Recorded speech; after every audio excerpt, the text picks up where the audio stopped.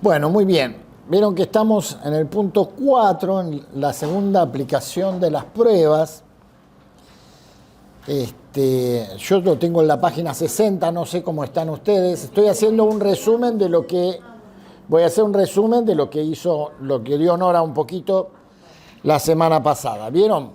La semana pasada vimos que los puntos de esa aplicación de las pruebas era la prueba moral o la obediencia a la justicia, que va del 2.28 al 3.10, y en lo cual hoy vamos a estar trabajando un poquito, ¿no?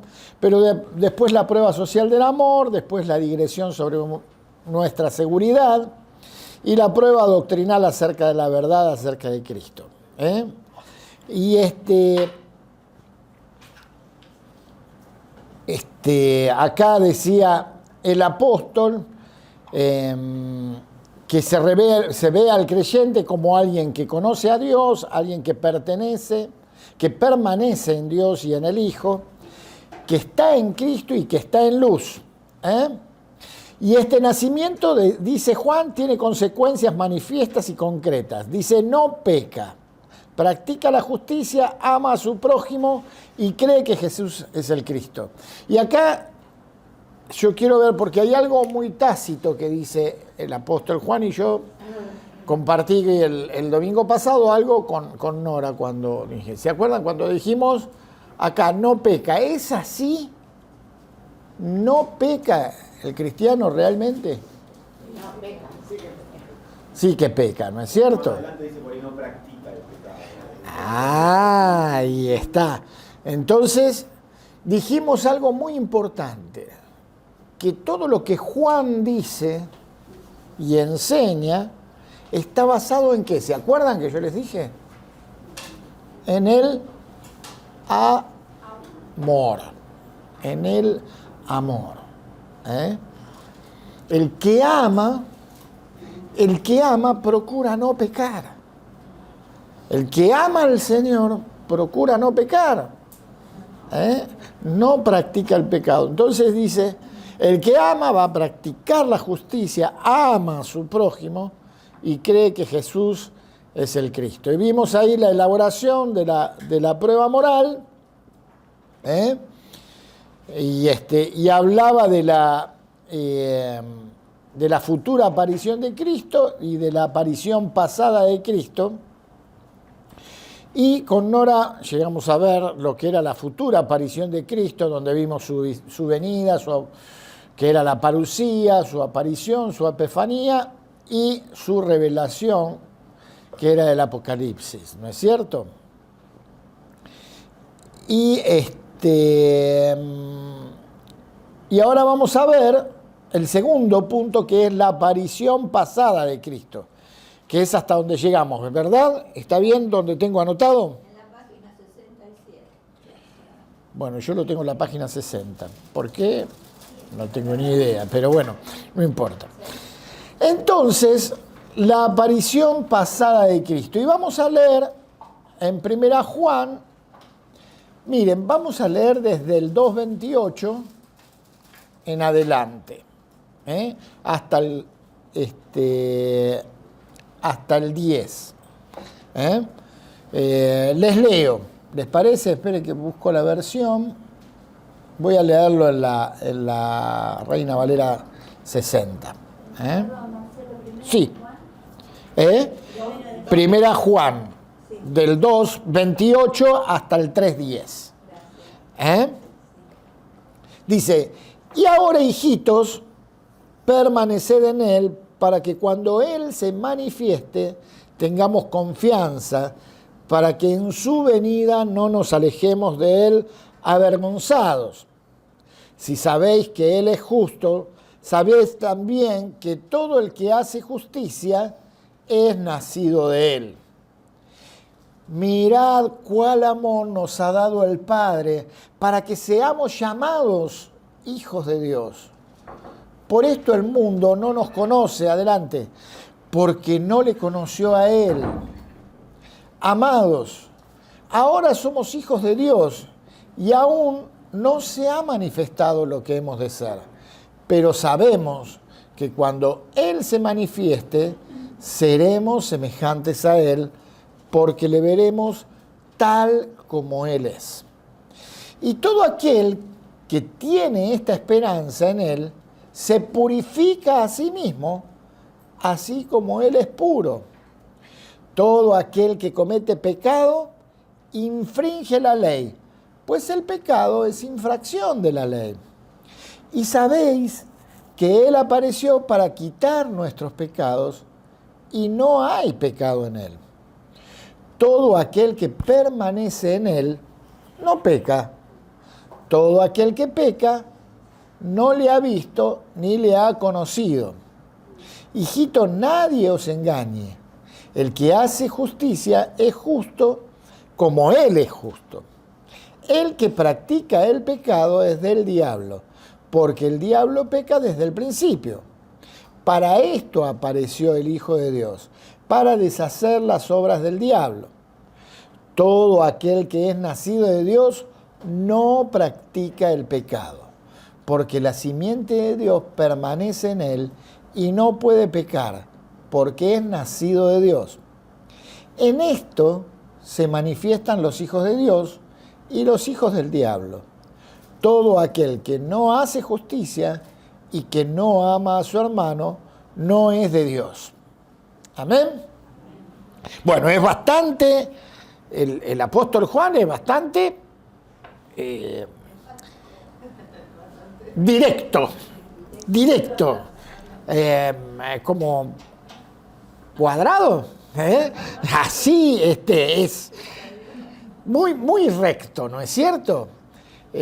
No me sale la palabra exacta para decir, pero hay una palabra exacta para decir esto que quiero transmitir. Pero es como que él encierra esto y esto dice, esto es así y no de otra forma. El que practica el pecado no es de Dios, dice. El que es de Dios ama a su hermano. El que es de Dios practica la justicia. Es Tácito, ¿no? El apóstol Juan, ¿no? Y acá vamos. Dice, Juan pasa a la segunda parte de su desarrollo de la prueba moral y esta vez vinculado con la justicia, vincula la justicia con la pasada aparición de Cristo. Lo encontraron todos, ¿no? Bien. Su argumento en favor de la necesidad de una vida santa está basado ahora no en la expectación de la segunda venida, sino en el propósito de su primera venida, que fue eliminar y destruir las obras del diablo. Es decir, antes vimos que la expectativa de no pecar se basaba en la esperanza de la venida del Señor Jesús, en la esperanza para no alejarnos avergonzados cuando le viéramos, en la esperanza de su promesa de que Él iba a venir y que su promesa es real. Amén. Cuando pensamos en esperanza, hay un dicho popular que dice, la esperanza es lo último que se pierde. Ya me olvidé de ese dicho. En el mundo, ¿no? En Cristo sí. Sin embargo, vos sabés que es real. Si no tuviéramos esperanza, la vida pierde sentido. Si no hay esperanza en las cosas que vemos, la vida pierde sentido. Morirte de alguna manera es una forma de muerte, porque ya sabes ya te tira abajo, ya no quieres seguir, no quieres hacer. La persona que sufre depresión, ¿qué es lo que pierde?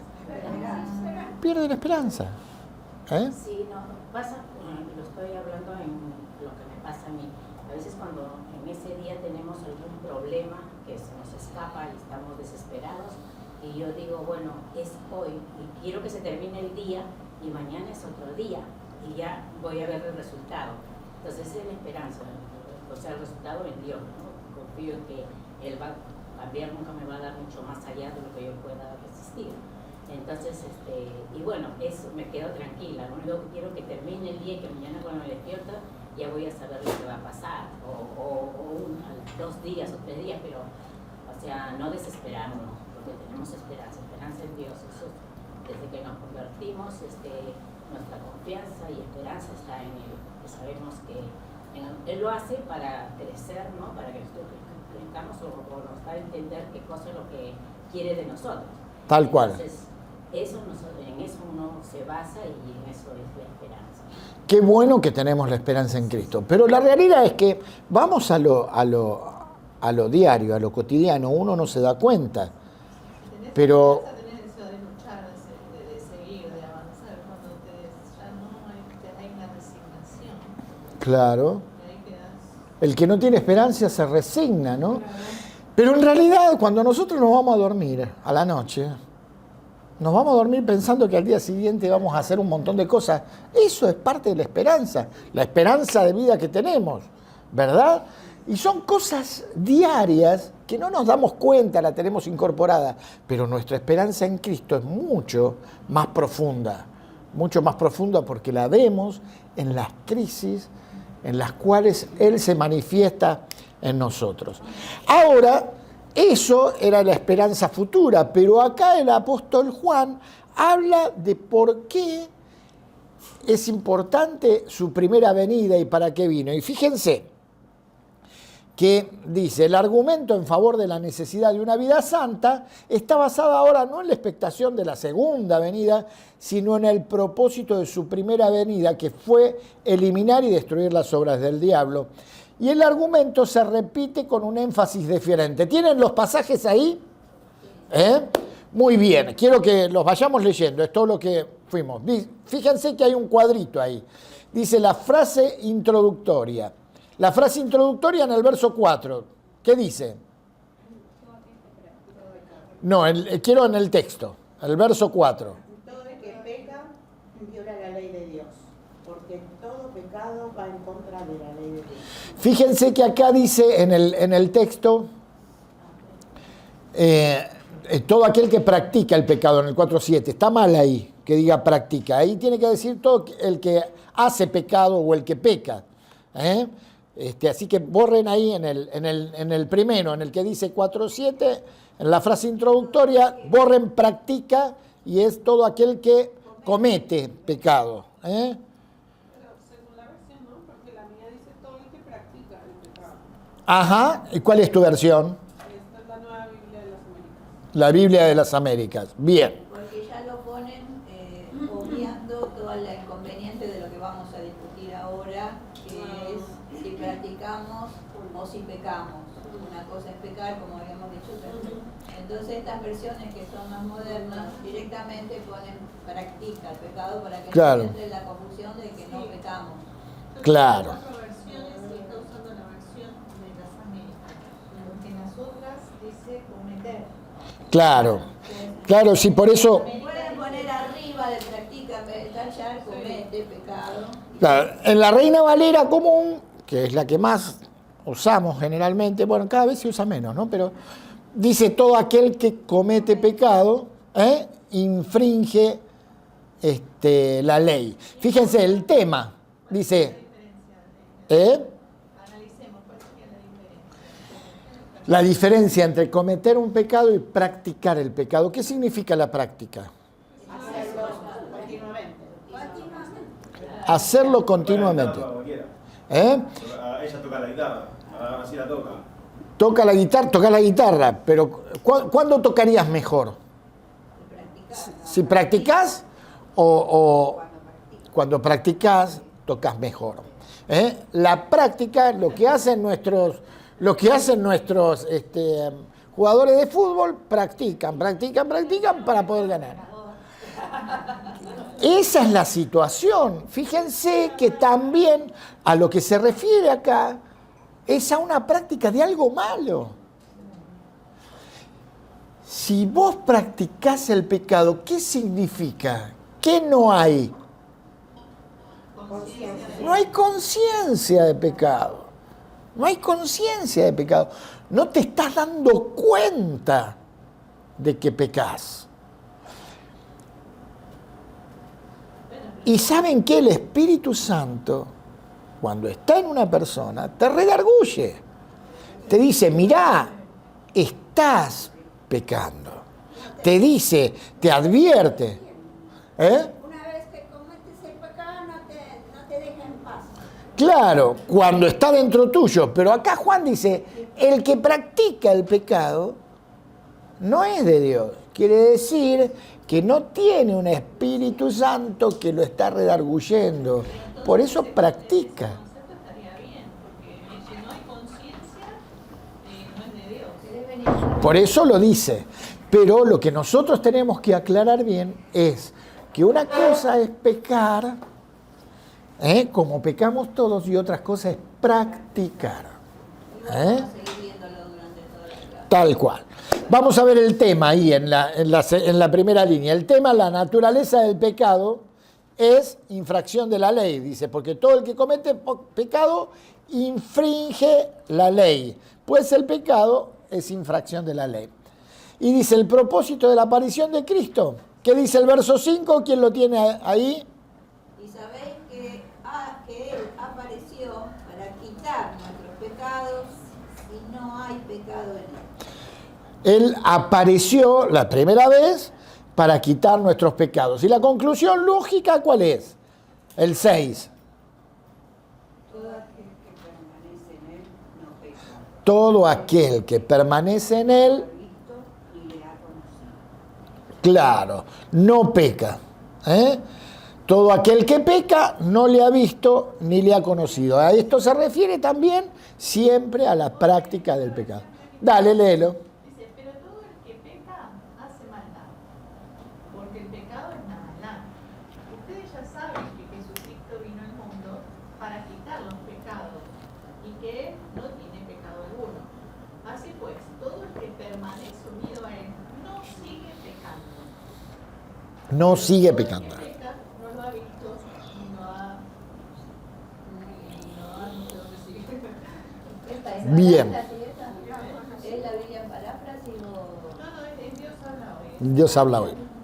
Interesante, no sigue pecando. No sigue pecando, tal cual. Tal cual. Por eso hay que diferenciar bien entre el pecado y la práctica del pecado. Y es bueno que nos miremos nosotros. ¿Hay algo que nos cuesta vencer? ¿Hay algo que nos cuesta vencer y que lo estamos trabajando? No quiere decir que no sos de Dios.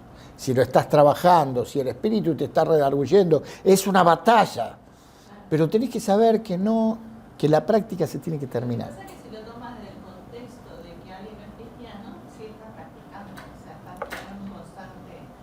Pero si lo tomamos del concepto de que como hijos de Dios, se supone que el Espíritu Santo nos va a estar en todo momento. Y la diferencia entre ser religioso y ser un hijo de Dios es eso, que el amor no queremos ofender al Padre, o sea, no duele.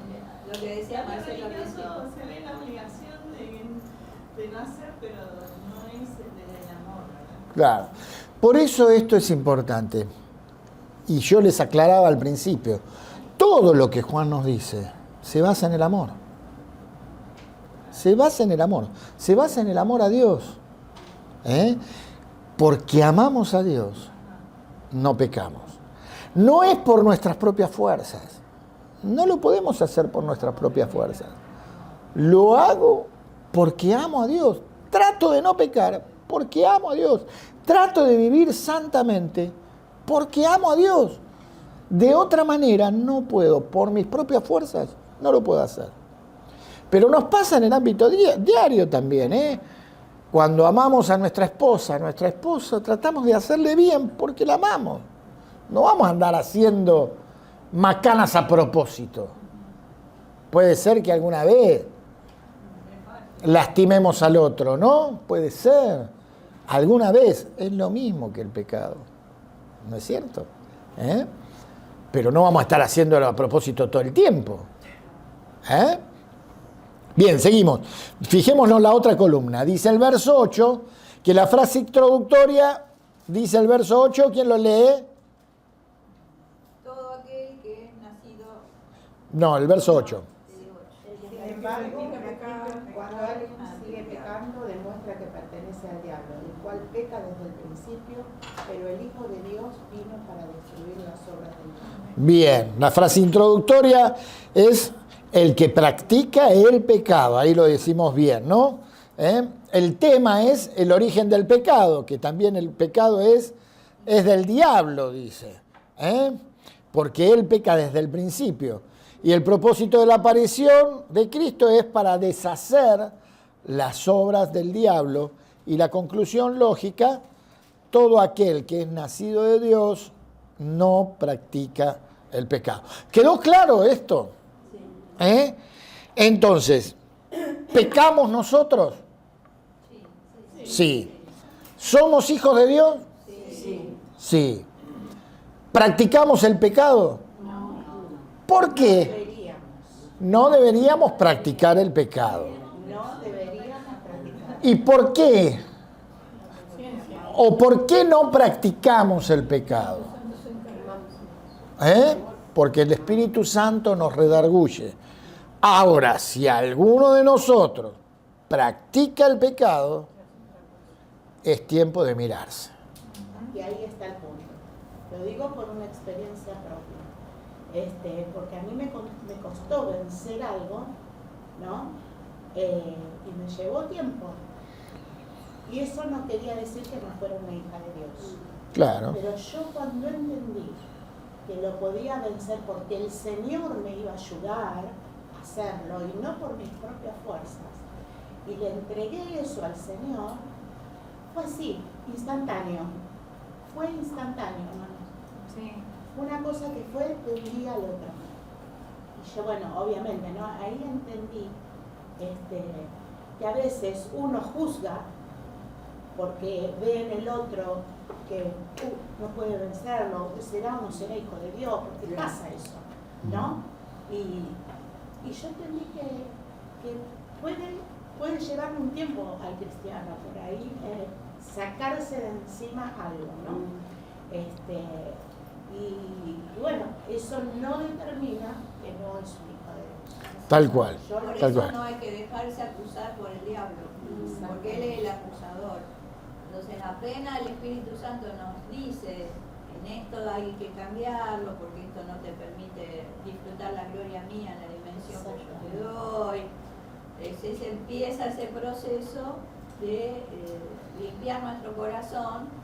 Entonces, pero no vernos como unos miserables, ¿no es cierto?, pecadores, sino vernos bajo la gracia de Dios, que es tan grande que en un instante Él borra nuestros pecados y los echa al fondo del mar. Esa es la actitud de nuestro Padre.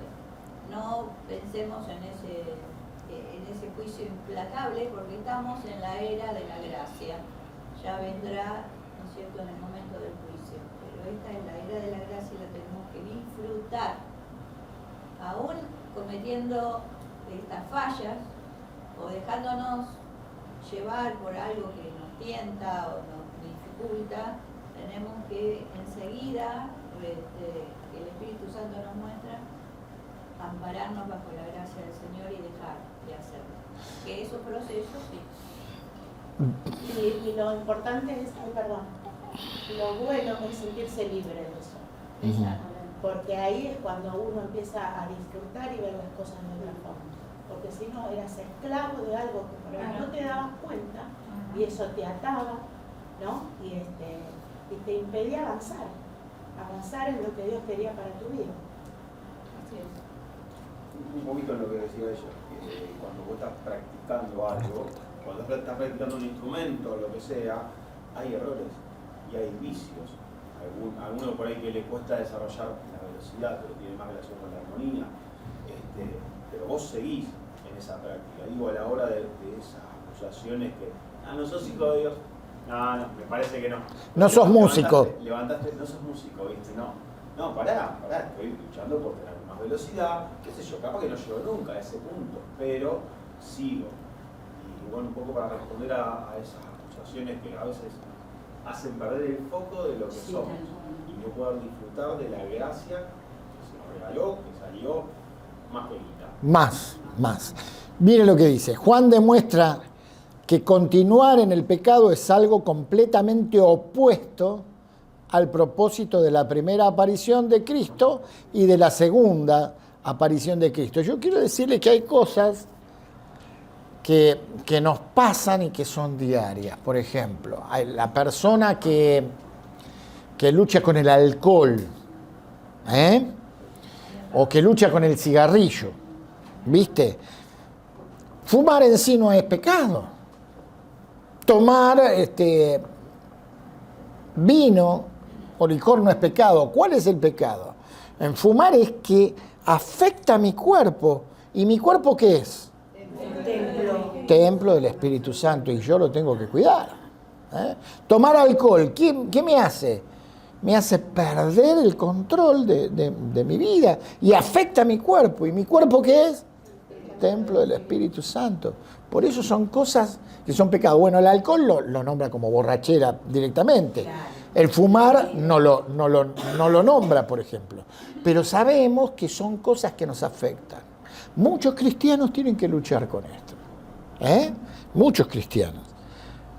Pero no quiere decir que no sean hijos de Dios. Quiere decir que están en la batalla. Y eso por ahí se ve. Hay otros que tienen otro tipo de batallas que no las vemos. Y también están peleando. Y también están peleando. Y no quiere decir que no sean hijos de Dios. Son hijos de Dios que pelean. Ahora, cuando estás en esta batalla, pedí ayuda. Pedí ayuda. Pedirle a otro, che, orá por mí, me cuesta esto. Y cuando confesás y declarás y dice la palabra que te pones de acuerdo con otro para orar, Dios escucha, Dios responde, Dios obra. Y no estás solo, estás con el cuerpo de Cristo, formás parte del cuerpo de Cristo, te haces fuerte. Entonces en la batalla hay que confesar. Hablale a uno que te resulte de confianza, que te edifique, que te haga bien y decirle, che, mirá, me cuesta. ¿Me ayudás a orar? Y el hermano, si es maduro, no te va a juzgar. No te va a juzgar. Te va a decir, sí, dale, vamos a orar. Ni tampoco lo va a comentar. Tampoco. Es un secreto. Es algo que uno tiene que compartir, pero por eso tenés que buscar una persona espiritual, no vas a buscar el chusma del pueblo. ¿Entendés? Tenés que buscar un espiritual que te ayude y que ore por vos y que esté con vos y que te acompañe y que te pregunte, ¿no? Y si no te pregunta, decirle, che, oraste por mí porque me está costando. Y entonces volvemos a orar y el otro se le va a meter en la cabeza. A mí me pasaría, por ejemplo. Por eso te digo. Liberación es para los hijos de Dios. La liberación que a veces dicen como que no, es para que todos el caminar nos podemos contaminar tal vez con situaciones que ni siquiera las buscamos. Por ejemplo, estoy en internet y de repente me viene una imagen de una cosa y sin querer, o sea, te puede impactar, te puede afectar. Uno que el mundo espiritual es complejo, ¿verdad? Y uno no fue a buscar la página, pero tal vez eso alteró algo. Entonces, por eso es importante entender que la liberación la necesitamos todos. Tenemos que caminar, por eso dice, no es necesario bañarse, pero sí lavarse las pies. ¿Por qué? Porque caminamos y a veces nos ensuciamos. Nos salpicamos con el pecado. Tenemos un nivel de información hoy en día, un nivel de información que nos bombardea constantemente, la televisión, las redes. Si ustedes tienen Instagram, no sé cuántos tienen Instagram. Tienen. Bueno, algunos cuantos. Yo tenía Instagram también. Lo saqué, la verdad, lo saqué porque me robaba tiempo. Pero en el Instagram no está mal tenerlo. No está mal tenerlo. Ahora, en el Instagram vos ves todo bárbaro. Todos están felices, todos están bárbaros, nadie tiene problemas. ¿Y eso qué te hace? Inevitablemente te hace compararte. te hace compararte y decís, che, pero ¿por qué no puedo viajar tanto como este? Yo no sé, algunos se la pasan viajando, no sé cómo hacen, no sé de dónde tienen plata para viajar tanto, ¿viste? Y se la pasan en tiempo de placer toda la vida, ¿cómo hacen? ¿Viste? Bueno, algunos trabajan de eso, pero... Y vos te comparás, inevitablemente te comparás. Y entonces, ¿qué pasa? Que es una tontería, pero te afecta a tu mente, te afecta a tus sentimientos, ¿viste? Entonces, ¿por qué el pastor te dice, hagan ayuno de redes sociales? ¿Qué? ¿Porque es obsesivo el pastor? No, porque sabe que te afecta, que tenés que tener tiempo con el Señor y no con la red social. Porque el Señor te va a edificar y la red social no. Después de todo, no importa tanto saber lo que hace el otro. Cuando nació mi nieto, me volví a instalar el Instagram. Claro, porque quería ver la foto de mi nieto. Lo tuve un mes y medio y lo volví a sacar. Digo, ¿para qué? Si a mi nieto lo veo cuando, ¿viste? No vale la pena. No vale la pena. Bueno, muy bien. Pero, ojo, no estoy diciendo ni que sea malo ni que no lo hagas. Está bien, solo hay que ponerle límite y entender. Muchísimo. No tenés ni siquiera dónde ir, la iglesia, no tenés familia, no tenés... Solo estás... Y estabas lejos. Sin ventanas. Llegás a una línea fina de locura, porque no sabes... Llegás a una... ¿Dónde me cuelgo? Porque no te puedes mover, no te puedes estar siempre dando vueltas en el mismo lugar. Entonces, no tenía redes hasta que me dijeron con Wi-Fi, ¿verdad? Y no parece, pero era una manera de llenar, porque tanto, o sea, somos seres integrales. Tenemos espíritu, alma y cuerpo. Y el alma a veces necesita afecto, necesita contacto. Entonces era una manera como de llenar un espacio del alma, digamos. Porque espiritualmente uno siempre está con el Señor, pero como que me había desbalanceado. Y es verdad eso que vos decís, es una estupidez, pero llega un momento que está finita la línea, ¿verdad? Claro. De buscar el equilibrio, de buscar No, pero aparte una cosa es en la pandemia donde todos estábamos encerrados y necesitamos de eso para poder conectarnos. Pero ahora, si vos seguís tan enganchada con eso que te aislás del mundo, porque con eso te alcanza, entonces no está bien. Claro, la verdad que las familias, no todas las personas tienen la posibilidad, por ejemplo yo tengo familia directa, entonces sin querer, son cosas muy tontas, pero sí afectan, ¿verdad? Y claro. Y llega un momento en el que o sea, hablar con alguien, o sea, entonces hay que tener también cierto... Sí, que no aislarte tanto, ¿no? Un poco y más que nada. Pero lo que pasa es que te atrapa, no es que esté mal en sí, pero sí te atrapa. por eso, no está Porque en el medio de que vos querés ver la foto de tu hijo, te enchufan Montones de otras un cosas. montón de publicidades. Y si te descuidás, en vez de estar viendo las personas que vos querés, te están bombardeando Con un montón de otras que cosas. No estaba en tu Y intención. también la sabiduría, yo por ejemplo no estoy haciendo con nada raro. Sí, por supuesto. Muchas predicaciones, muchas cosas vienen a través de Instagram, o sea, es bendición, pero el equilibrio es lo que cuesta. Sí, exacto. Sigamos. Bueno, alguien que me busque. Romanos 14:23, ¿quién busca? Aquí, ella. Santiago 4:17, ¿quién busca? Allí, Claudia. Y 1 Juan 5:17, Nora. Dice, la naturaleza del pecado es el quebrantamiento de la ley. Y ahí leímos desde el 3 al 4:7, ¿no? En el Nuevo Testamento hay otras definiciones de pecado y acá me resultó interesante esto, que dice Romanos 14:23. Dice, la falta de fe es pecado. ¿Quién lo lee? Romanos 14:23. Pero el que tiene dudas en cuanto a lo que come se condena, porque no lo hace por convicción, todo lo que no se hace por convicción es pecado. Bien, el que tiene dudas, ¿qué dice? En cuanto a lo que come, se condena. Se condena. Y el que tiene dudas, Y todo lo que no hace por convicción es pecado. Seguí acá. ¿qué pasó? No, todo lo leo. Léelo de nuevo, dale. 14:23. Pero el que tiene dudas en cuanto a lo que come, se condena, porque no lo hace por convicción. Y todo lo que no se hace por convicción es pecado. Bueno, ahí pone la palabra convicción en lugar de fe. En otras versiones, ¿vos tenés? ¿Qué versión tenés? NTV. A ver qué dice. Pero si tienes dudas acerca de si debes o no comer algo en particular, entonces es pecado comerlo, pues no eres fiel a tus convicciones. Si haces algo que crees que está mal, pecas. Claro, si haces algo que crees que está mal, pecas, ¿no?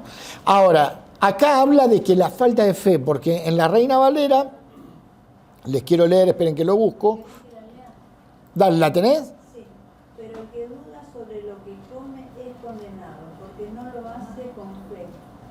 Y todo lo que no proviene de fe es pecado. Todo lo que no proviene de fe es pecado.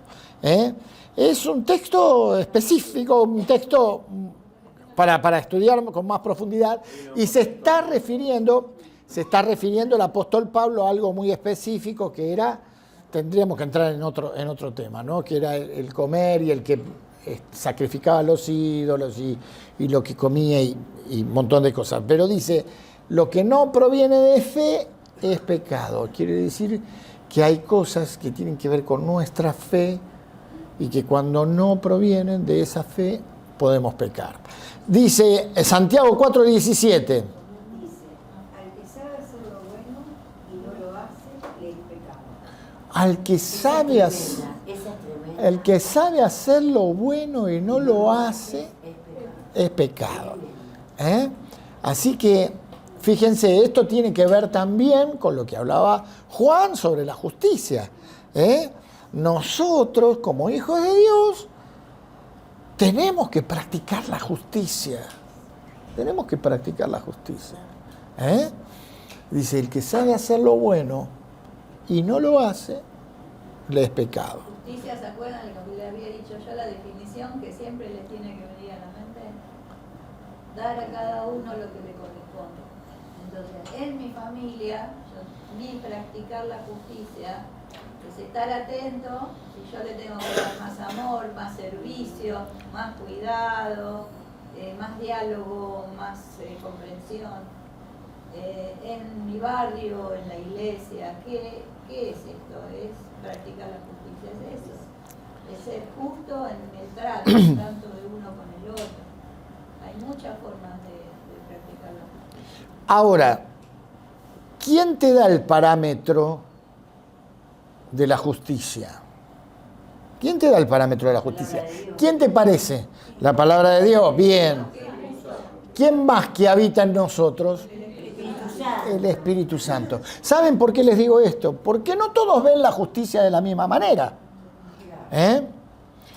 Yo tengo una de mis hijas que me dice, y no me sentí que no me diste tanta importancia, ¿no? Está en un proceso especial, ¿no?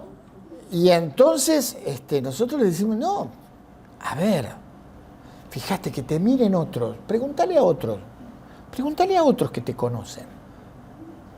Y te van a decir que todos veían como que vos eras a la que más atención le dábamos. Y esto les puedo asegurar que es verdad, es verdad. Me llega el testimonio de otra persona que dice, yo le dije a tu hija que vos eras una consentida. Y yo, ¿qué? Pero a mí me lo han dicho montones de veces, ella es tu preferida. No es mi preferida, no es mi preferida. Nosotros amamos a todos. Bueno, mire mi cuñada dice, era mi preferida. No, mentira, no es mi preferida. Le dimos amor, pero está en una situación especial y no ve la justicia de la misma manera. No ve la justicia. Entonces todos los demás no van a ver la justicia de la misma forma que el Espíritu Santo te la marque a vos. Por eso es importante la comunión con el Espíritu Santo y ser justos, ser justos. Pero los padres no da que con alguno tenga algo así, ¿o no? Y yo creo que no, yo creo que no. Cuando uno mira las escrituras, por ejemplo, Jacob y Esaú, había una conexión más con el padre con el mayor y la madre con el menor. Hay que ver el hijo. Pero, también. ¿sabes qué pasa? Yo creo que no amara a los dos, pero como que tal vez. ¿Sabes qué pasa? Es que, ¿quién escribió? ¿Escribió Jacob? ¿Escribió Raquel? Uno que indicaba. No, escribió Moisés, inspirado por el Espíritu Santo, pero los padres en la Biblia no nos pueden manifestar. Dice Juan que si se escribiera todo lo que Jesús hizo no alcanzarían los libros. No podemos manifestar todos los sentimientos. Yo te lo digo como padre. No tengo preferencias. No tengo preferencias. Yo creo que Voy el a amor amar es igual para todos. a todos. A veces uno tiene más afinidad por el carácter, Claro. con uno, Forma de con ser. dos, Claro. ¿no? Nosotros decimos que para Dios somos todos iguales. ¿Es así? Sí. Es así. ¿Somos hijos de Dios? ¿Somos todos iguales? Sí. Bien, entonces lo vemos al evangelista Anacondia y decimos, este es un hijo privilegiado. ¿Por qué? Ah. ¿Por qué? Porque hace milagros, libera y predica y se convierten. ¿Es distinto a mí? No. ¿Es distinto a vos? No. Sos hijo de Dios. Sos igual ante sus ojos. Y así es para los padres. Sos igual ante sus ojos.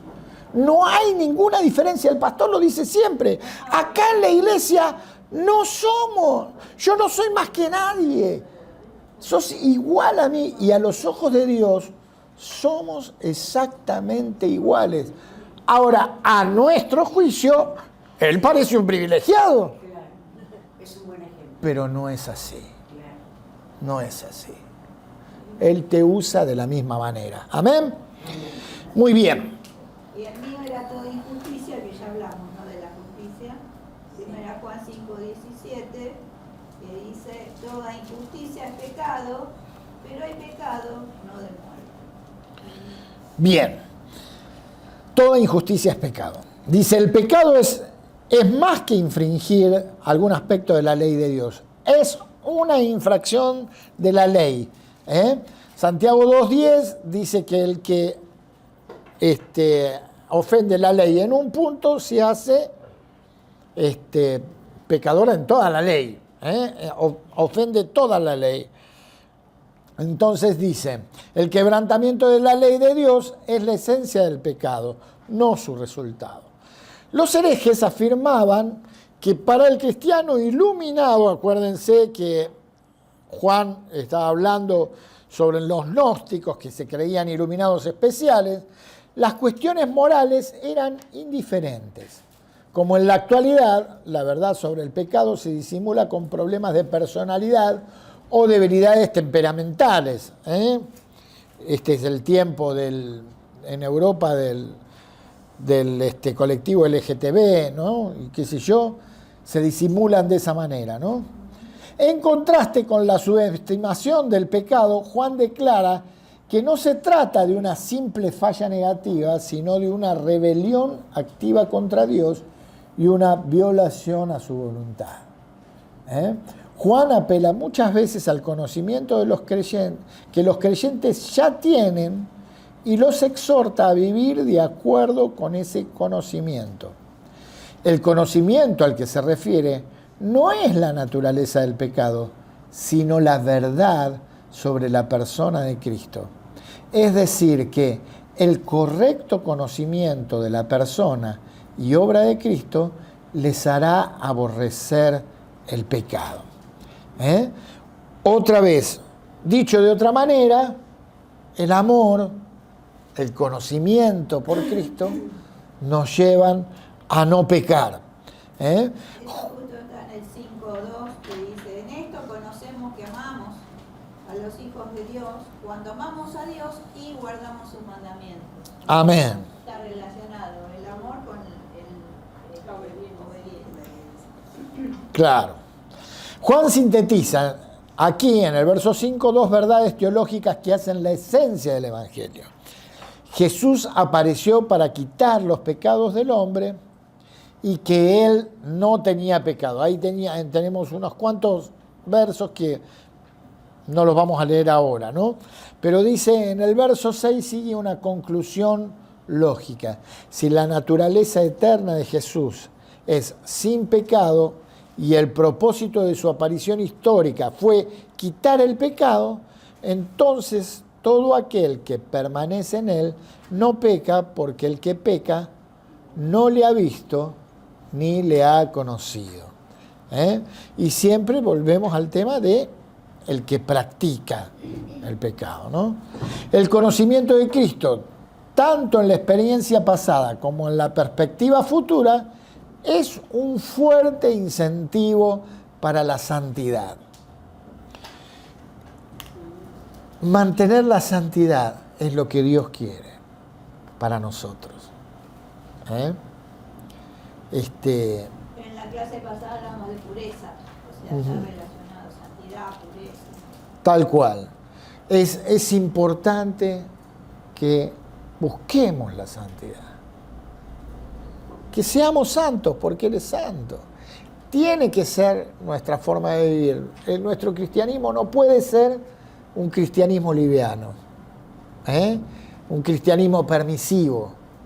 No, tenemos que ser santos, pero no por esfuerzo propio, sino por amor, porque el Espíritu Santo habita en nosotros y nos va cambiando y transformando día a día. Amén.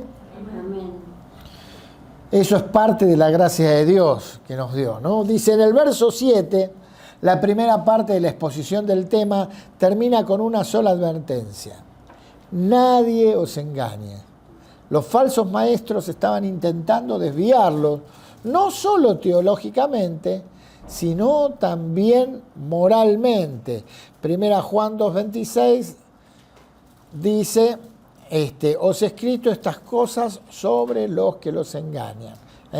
Los gnósticos razonaban sutilmente que de alguna manera era posible ser justo sin preocuparse por practicar la justicia. Juan niega esta posibilidad.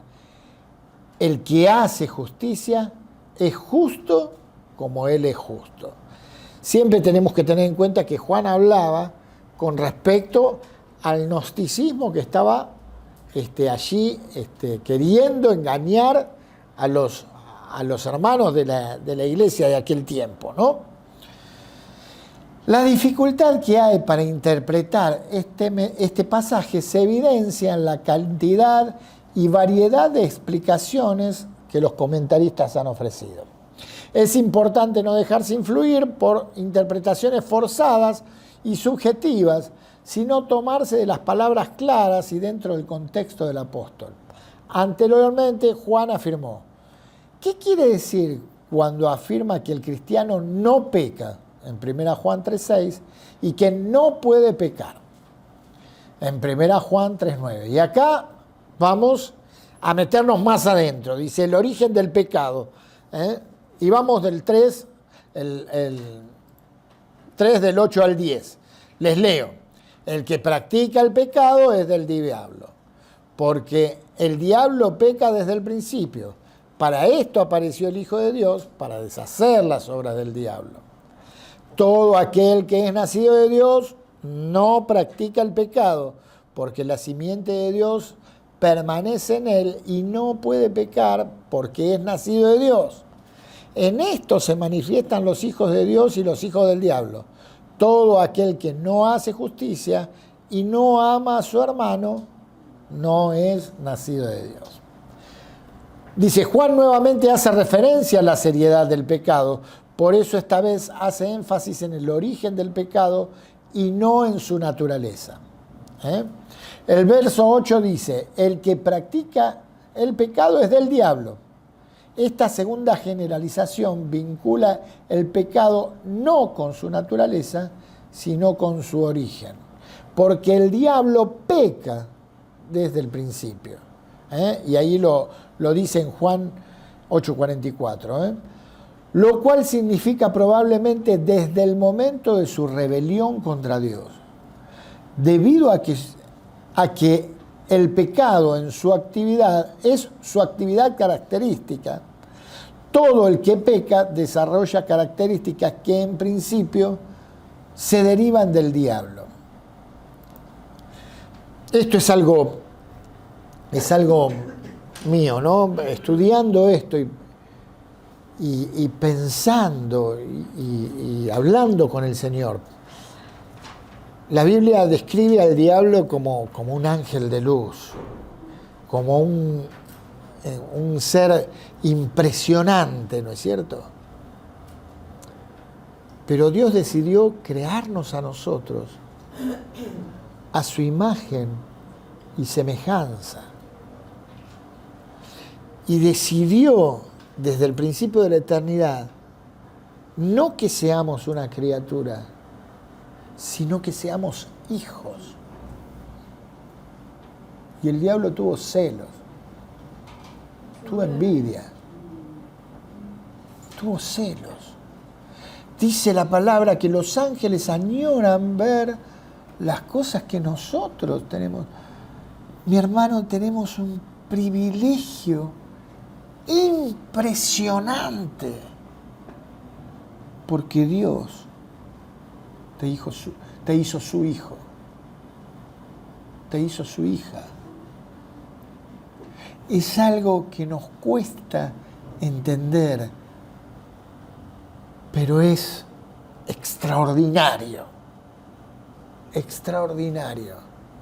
El diablo tuvo celos. No pudo aguantarse que siendo el más grande creado por Dios en su momento, haya alguien creado para ser hijo de Dios. El privilegio, hermano menor de Jesucristo. Mis queridos, es algo extraordinario lo que Dios hizo con tu vida y con la mía. Es algo extraordinario lo que Él tiene preparado para nosotros. Por lo cual el enemigo quiere venir a destruirte y a destruirme, a destruir su iglesia. Y lo peor para él, lo mejor para nosotros, es que no puede. Es que no puede. Porque el Espíritu de Dios entró a vivir en nosotros cuando aceptamos a Cristo, cuando le pedimos perdón de nuestros pecados, cuando la sangre de Cristo, por su sacrificio, nos salvó. ¿Amén? Amén. Dice, el pecado si la obra característica del diablo es pecar, la obra característica del Hijo de Dios es salvar. Para esto apareció el Hijo de Dios, para deshacer las obras del diablo. Estas obras incluyen todas aquellas cosas que Él ha desarrollado en la perfecta creación de Dios para deteriorarla moralmente. Su obra inducida al pecado. Físicamente, infligir enfermedad. Intelectualmente, dirigir al error. De esta forma ataca el cuerpo y la mente de la persona. La obra de Cristo consiste en soltar, como si esas obras de Satanás fueran cadenas. Aún no han sido destruidos en sentido absoluto, sino que el verbo catargeo significa privar de fuerza o hacer inoperante. Hacer inoperante. Satanás aún está ocupado en sus obras, pero en Cristo podemos escapar de su señorío. Y ahí vamos a leer 1 Timoteo 1:10, Hebreos 2:14 y Romanos 6:6. Uy, se nos hizo la hora. Bueno, leemos estos versos y nos vamos. ¿Quién lee? 1 Timoteo 1:10. Yo, 1 Timoteo lees vos. Hebreos 2:14, allí. Y Romanos 6:6. ¿Quién lee? Dale. bueno, 1 Timoteo 1:10. La ley es para los que cometen inmoralidades sexuales, los que practican la homosexualidad o los traficantes de esclavos, los mentirosos, los que no cumplen sus promesas o los que hacen cualquier otra cosa que contagia la sana enseñanza. Dice la palabra que podemos escapar de esto. Hebreos 2:14, ¿qué dice? Hebreos 2:14. Sí. Así que por cuanto los hijos participaron de carne y sangre, él también participó de lo mismo para destruir por medio de la muerte al que tenía el imperio de la muerte. Esto es, al diablo. Por medio, él participó de lo mismo para destruir por medio de la muerte al que tenía el imperio de la muerte. Eso es lo que hizo el Señor Jesús por nosotros. Romanos 6:6. Sabemos esto, que nuestro viejo hombre fue crucificado con Cristo para que nuestro cuerpo de pecado fuera destruido, a fin de que ya no seamos esclavos del pecado. Para que no seamos esclavos del pecado. Qué bueno todo lo que el Señor hizo, por nosotros. Amén. No soy esclavo del temor. Yo soy hijo de Dios. Antes de orar quiero darles un ejercicio para que hagan en casa. No es obligatorio, lo pueden hacer si quieren. No lo vas a Pero- dejar, si no digas no es obligatorio. No, es así, es cierto, no es obligatorio, no les voy a tomar examen por esto. Pero quisieran que se anoten, todos lo sabemos, que tiene 1 Juan. ¿Todos los qué? Todos los sabemos. Todos los sabemos y los conocemos, que tiene 1 Juan. ¿Los buscamos y los anotamos? Tarea para el hogar. Esto implica que van a tener que leer todo 1 Juan, lo cual es bueno hacer. Claro, lo hicimos en el trabajo anterior un poquito y esta es una forma de volver a leer todo, porque es importante que leamos todo el libro de corrido. Y se anoten los sabemos y los conocemos. Porque esto es lo que tenemos que fijar también nosotros para nuestro bien. ¿Amén? ¿Oramos? Señor, gracias. Gracias por amarnos tanto, gracias por regalarnos tu palabra, gracias por hacernos hijos tuyos. Es un privilegio enorme, Señor, permitinos disfrutar más y más de este privilegio, entenderlo cada vez más profundamente y disfrutarte como papá. Señor, gracias por haber vencido por nosotros al diablo. Gracias por la vida eterna. Gracias por el Espíritu Santo que habita en nosotros. Gracias por la salvación tan grande, inmensa, inmesurable, Señor, que nos diste. Gracias por hacernos libres del pecado, de la contaminación. Gracias por darnos victoria en ti, Señor. Te amamos, Señor. Señor, haz que cada día nos parezcamos más a ti en todo aspecto, en amar al otro, en amarte a ti profundamente, en amar a Dios, en proclamar tu justicia, en ser justos, Señor, y en no caer en la práctica del pecado, Señor, sino mantenernos santos por amor a ti. Señor, que esto se manifieste en nuestras vidas cada día más. En el nombre de Cristo Jesús te lo rogamos. Amén. Amén. Amén.